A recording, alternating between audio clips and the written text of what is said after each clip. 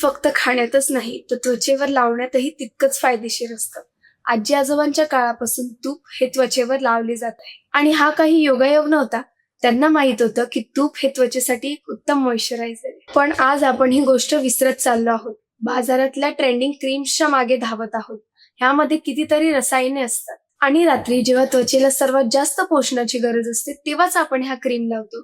त्यामुळे त्वचेमधला कोरडेपणा, निस्तेजपणा आणि dark spots कमी होत नाही. विचार करा, जसं घरातील पौष्टिक अन्नातलं पोषण बाहेरचे पॅकबंद पदार्थ देऊ शकत नाही, तसंच तूप चेहऱ्यावर लावल्यावर नुसतं थर तयार करत नाही, तर आतपर्यंत जाऊन पोषण देते. म्हणून आपल्या आजी आजोबांचा हा उपाय आता पुन्हा आपल्या हातात आला आहे.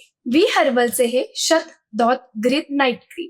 शतदॉत घृत म्हणजे तूप 100 वेळा पाण्यामध्ये धुतलं जातं, मग ही नाईट क्रीम तयार केली जाते. तुपातील सर्व गुणधर्म आणि पोषण कायम ठेवून 100 वेळा धुतल्यानंतर ते इतकं शुद्ध बनतं की ते हलकं, थंडावा देणारं आणि सहज त्वचेत मुरणारं बनतं.